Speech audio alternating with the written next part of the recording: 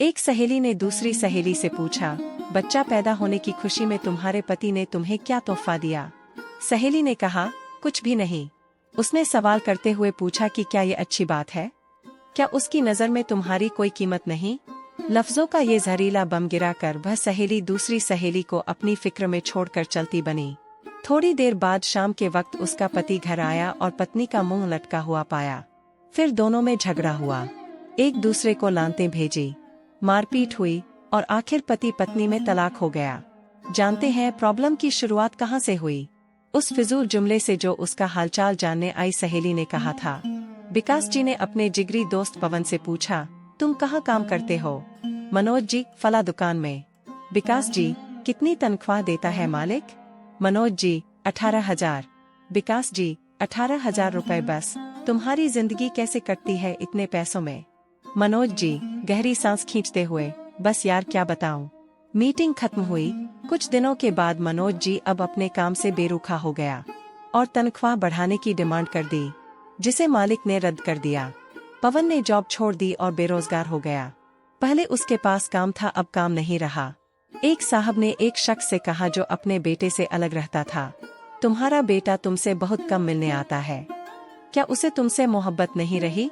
बाप ने कहा, बेटा ज्यादा व्यस्त रहता है, उसका काम का शेड्यूल बहुत सख्त है, उसके बीवी बच्चे हैं, उसे बहुत कम वक्त मिलता है। पहला आदमी बोला, वाह, यह क्या बात हुई, तुमने उसे पाला पोसा, उसकी हर ख्वाहिश पूरी की, अब उसको बुढ़ापे में व्यस्तता की वजह से मिलने का वक्त नहीं मिलता है, तो यह ना मिलने का बहाना है। इस बातचीत के बाद बाप के दिल में बेटे के प्रति शंका पैदा हो गई। बेटा जब भी मिलने आता वो यही सोचता रहता कि उसके पास सबके लिए वक्त है सिवाय मेरे। याद रखिए, जुबान से निकले शब्द दूसरे पर बड़ा गहरा असर डाल देते हैं।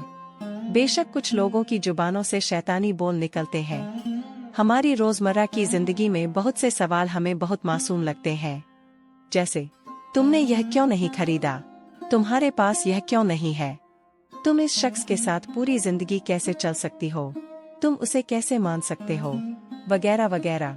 इस तरह के बेमतलबी फिजूल के सवाल नादानी में या बिना मकसद के हम पूछ बैठते हैं, जबकि हम यह भूल जाते हैं कि हमारे ये सवाल सुनने वाले के दिल में नफरत या मोहब्बत का कौन सा बीज बो रहे हैं।